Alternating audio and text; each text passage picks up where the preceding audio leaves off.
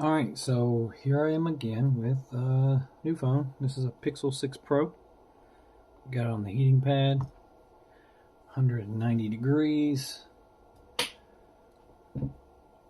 So the first thing you're going to want to do is go in between the glass and the frame gently, because there is a, let's see, I guess it'd be on that side. You got a cable on the left hand side of the phone. Alright.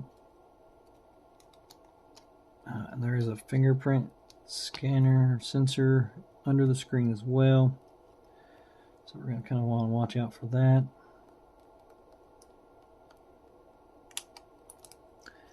We got some good heat going to it. We're going to get a little bit more while I grab some pics real quick.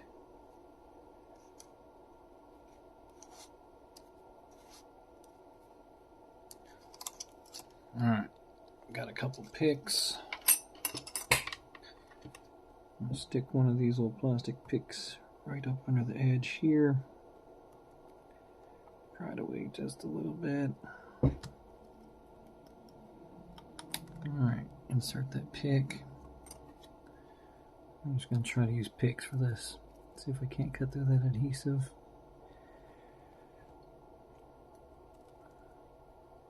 And just slowly pull out on the screen. Just like that.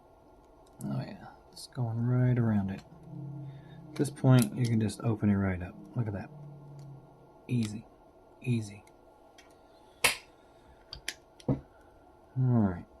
So if I make a mistake, it will not be edited out. I don't edit out things in my videos. You can call it lazy or whatever.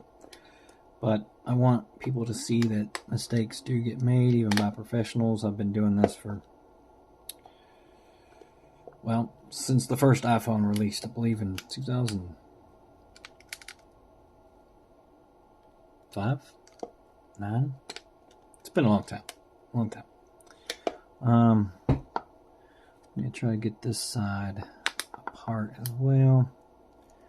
It's not too hard. Just cut through that adhesive and be careful because there is that cable. All right. So here we are in the phone. And gently lay that screen back. We're going to get a T4. I'm not sure if this is a T4. It's old and I can't read it. And what do you know? That is a T4. Perfect. I'll just take that right off. I need to figure out where this battery is connected. We should always disconnect the battery. I absolutely hate taking a phone apart without disconnecting the battery, because you can fry stuff. It is possible to fry things. I think we're just gonna, I'm just being extra precautious here. I don't know where this battery is connected to. Maybe up here somewhere, I'm sure. I'm not very positive.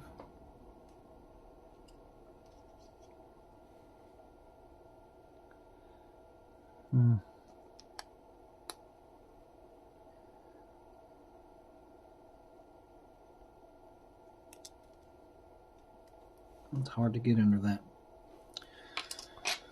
Well, we're just going to do it without disconnecting the battery. I don't want to do it, but it seems that this may be the only way. Alright, so we're going to go in from the back side. Connector loose. Alright, we're going to put this to the side for right now. We're going to focus on this fingerprint module. We're going to have to lift this little latch up.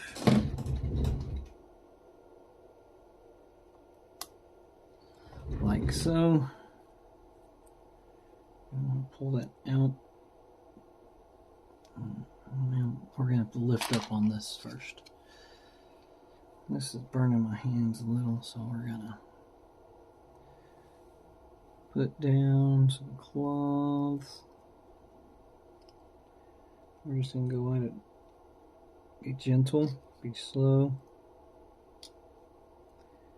Don't want to tear it.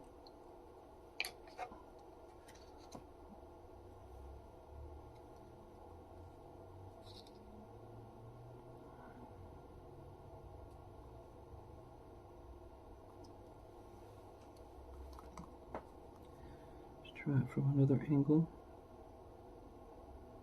Slow.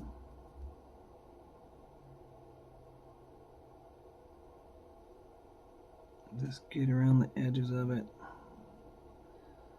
ever so gently.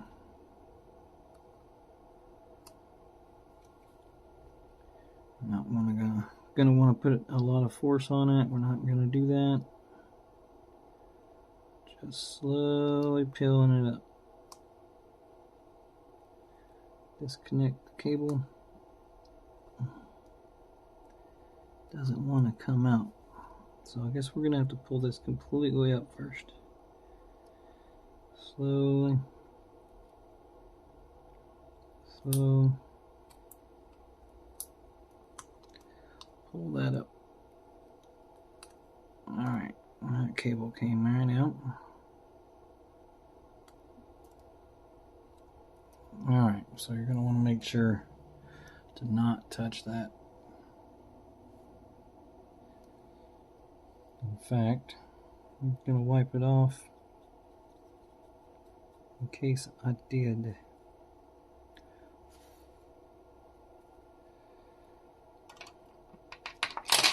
There are a few little hairs on the adhesive there, but we're going to pull those off. Just like that.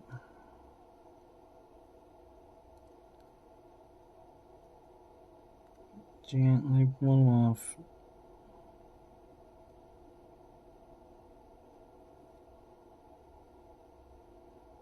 Like I said, I don't edit out mistakes that I make. You get to see the video in full. No cuts or edits. I'm not perfect. You get to see all the imperfections. Hopefully you don't make mistakes. If I make a mistake, hopefully you don't make that same mistake. That's the whole intention of not cutting anything out. And there's a lot of videos online that will cut vital information out of the videos, and I made the mistake of watching a teardown video before and going, oh okay, well that looks easy, and then I tore a phone down and it was damaged. So I'm just gonna share this little bit of info with you. I'm not born with infinite knowledge to just repair any phone willy-nilly, however, just rip it apart. I always watch a teardown video. If I'm doing a phone for the first time, I will watch that teardown video. And like I said, sometimes they cut out important pieces that you need to know. Mistakes can be made, and I think it's very important that those are shown. Alright, let's lay that down there. Looks pretty squared up. Maybe not, I don't know. We'll find out if it does not work. I think I'm gonna have to plug it in first. So let's lift that little latch up.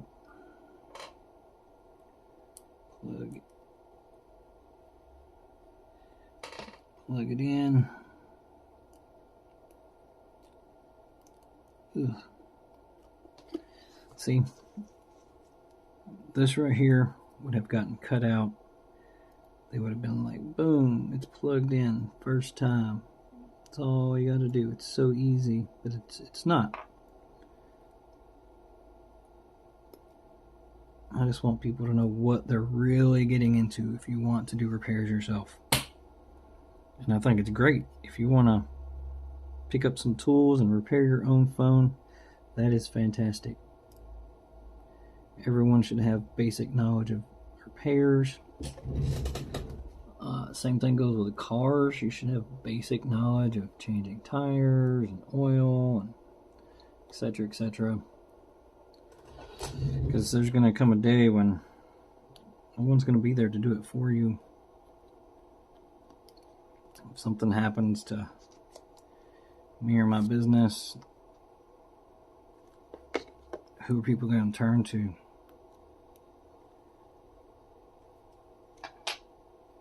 And yeah, there are other places to go.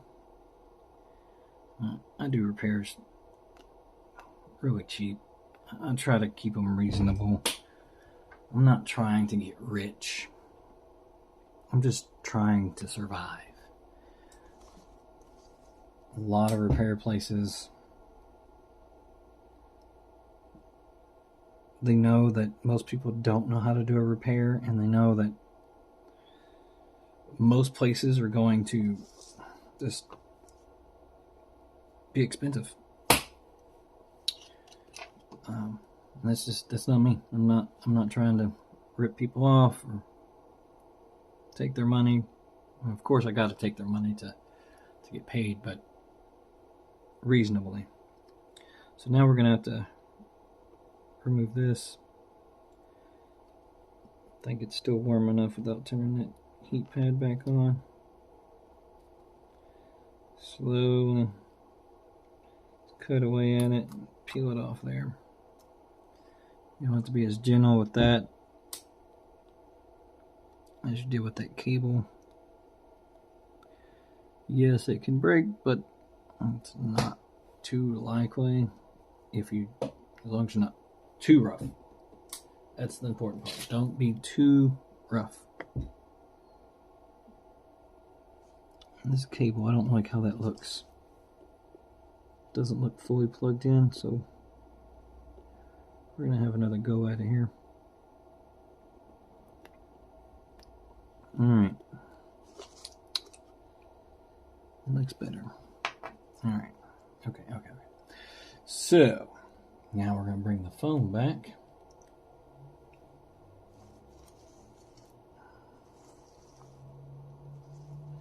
Oh, 1 second. I have a call coming in. One moment. Alright, sorry about that. Had a call come in. So, we were about to reattach this screen to the phone. So we're going to take this. It's kind of hard for you to see, isn't it? It's going to be hard for me to do, but better for you to see. I'm just going to put it up on here. Alright, so we're going to take this and put it down in there. Just like that. We're going to just probably take this spudger. Try to get it to click in place.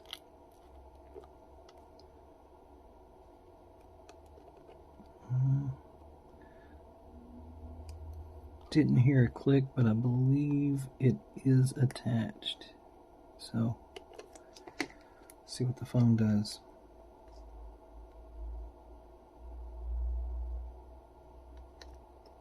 Voila. Screen is on. I'm going to test it.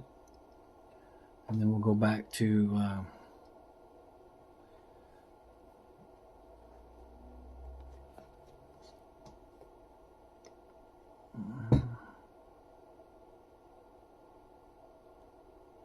so it seems like it's on silent, or if I could turn it up, probably not.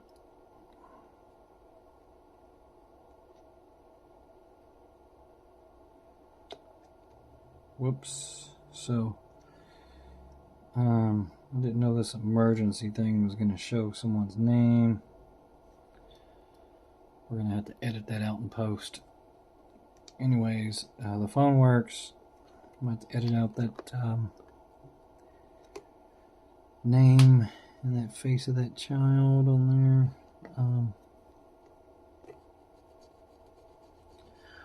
So while we're at talk about things popping up on the screen, I had a repair last week that I didn't record. I had another, well, it was a picture that had popped up on an iPhone. You know how they have the backgrounds that they move? They're like a live background, I guess. Well, let's just say someone was shaking it. I don't know whether it was the wife or who it was, but yeah. I guess they either forgot or just wasn't their significant other, so they didn't really care. Alright, looks to be all the adhesive. So I'm just going to make sure it works again.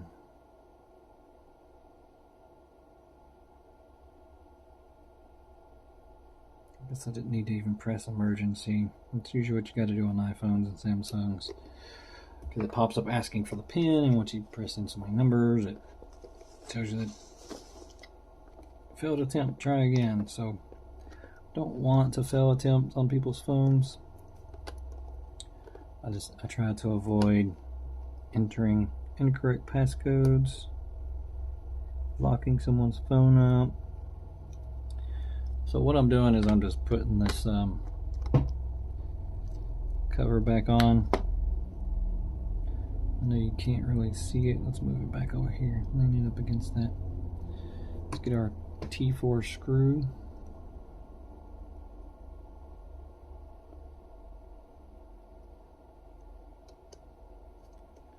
I'm gonna put that back on there. Put that bad boy back in place. I know. Probably screaming, what about adhesive? B7000. B7000. That's the adhesive of choice.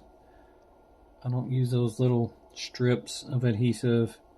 Sometimes they get wrinkled or they don't cover properly. I like using a liquid. When you close the screen and press on it, it tends to fill in gaps a little bit better. Yes, it takes longer to dry. However, it holds better than these adhesives you get. I don't know who really makes them. There's a bunch of different companies. I've tried a bunch of different ones. Even some that are made by 3M and their partners. They're not exactly the greatest. Make sure you avoid the cameras. Make sure you avoid the speaker grill. Don't want to get it in there. Everything else is pretty much fair game as far as putting adhesive. I don't tend to put a whole lot near cables. I do put adhesive over there, but I want it to be, if necessary, to go back into the device, to not make it difficult in that area to lift the screen. So I do put adhesive there. It's not as much as I do other places, unless it's of course an iPad. Talk about this before in other videos. My last video, I think, where that cable folds and it just becomes difficult to get the screen to lay flat. I'm gonna put a good amount of adhesive there, clamp it down, or else it just doesn't want to stay. So yeah, there is adhesive around this cable, but it's not a buttload, just in case, because parts do fail sometimes, and it's part of the business. Not every part is going to work perfectly forever. There may be stutters or glitches, or the screen just stops touch functionality. It happens. I can't control the quality of the screens.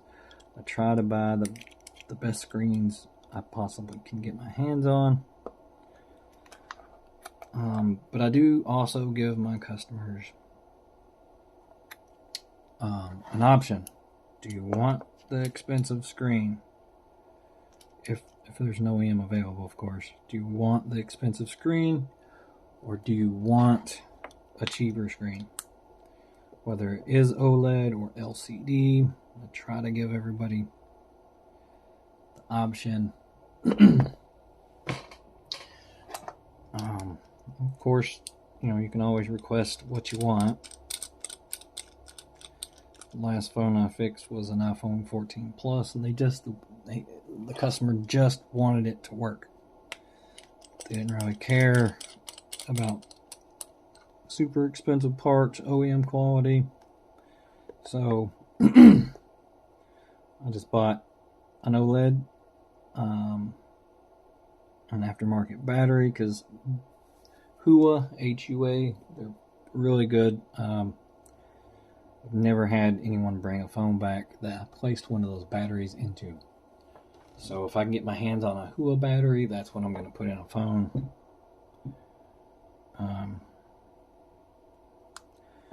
So we'll let this sit for a little bit, clean it off, and we'll be done. Again, I'm going to turn the screen on. I'll move this out of the way. Turn that screen on. You can see that it's working. I don't want to show this child. So there it is working. Hit that back button. Oh, that back button. So screen's working. Turn it off there. Oop. And that does it for this video. I'm not gonna show me wiping it down. You just take a cloth around the sides and get all the excess off. If you need to, you can use these. They're plastic razor blades. They're they're not sharp, but they do have a nice flat edge. It helps you scrape away any adhesive. So alright, that's it for this video.